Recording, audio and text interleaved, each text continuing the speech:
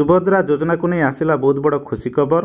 सुभद्रा योजना को नहीं मुख्यमंत्री कले बहुत बड़ घोषणा। सुभद्रा योजना रे खूब शीघ्र मिलवाक जाउची टंका। तेबे सुभद्रा योजना रे केबे मिलिबो टंका, केउं दिन मिलिबो, कौन रही तार फुल डिटेल्स इनफर्मेशन टी ये वीडियो माध्यम आपण मैंने जानिबा को पाइबे। सेति वीडियोटी को बिना स्किप करी लास्ट देखंतु ताहले जे जानि परिबे। और चैनल नुआ कर आसीथिले चैनल को सब्सक्राइब करनियंतु, पाखरे थे बेल आइकन दबे और ऑप्शन करनियंतु, जहा द्वारा आगोई पड़ी हेल्पफुल वीडियो अपलोड हबो सर्वप्रथम आपण माने पाई परिबे। सुभद्रा योजना को नहीं मुख्यमंत्री बड़ घोषणा। सेप्टेम्बर 17 तारिख दिन प्रधानमंत्री करिवे शुभारंभ। राज्य में बीजेपी सरकार गठन करने पर सबुठु अधिक खर्चर थिबा सुभद्रा योजना को नहीं मुख्यमंत्री मोहन चरण माझी बड़ घोषणा करिसेंती। आगामी सेप्टेम्बर 17 रे राज्य में शुभारंभ हब सुभद्रा योजना।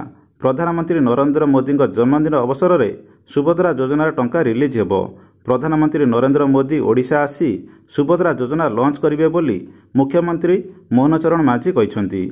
दिल्ली गस्तरे थिबा मुख्यमंत्री मोहन चरण माझी आज नुआदिल्लीर हचकस जगन्नाथ मंदिर में महाप्रभु दर्शन पर सेठारे सुभद्रा योजना को नहीं बड़ घोषणा करिसेंती। मुख्यमंत्री कहिसेंती सेप्टेम्बर 17 तारिख प्रधानमंत्री नरेंद्र मोदी जन्मदिन। यही दिन में प्रधानमंत्री ओडिशा जिबे। से दिन आमे सुभद्रा योजनार शुभारंभ करिबु। सुभद्रा योजनार टंका से दिन रिलीज करा जिवो।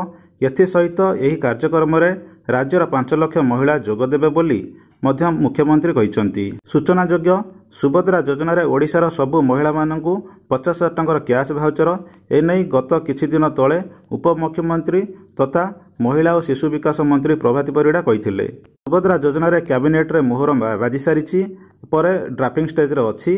आसंता 100 दिन भितर सुभद्रा योजना लॉन्च हबो कहिथिले उपमुख्यमंत्री प्रभाती परिड़ा। तो फ्रेंड्स ये थिला सुभद्रा योजना को नहीं गोटे छोट अपडेट। जदि वीडियोटी आपण मानकु भलो लागे थे आपण माने गोटे लाइक करिवे, व्हाट्सएप रे सांग मान सहित शेयर करनेबे। चैनल नुआ कर आसीथिले चैनल को सब्सक्राइब करनियंतु, पाखरे थे बेल आइकन दबे और ऑप्शन करनियंतु, जहा द्वारा आगो ये हेल्पफुल वीडियो अपलोड हबो सर्वप्रथम आपण माने पाई परिबे। Thank you for watching.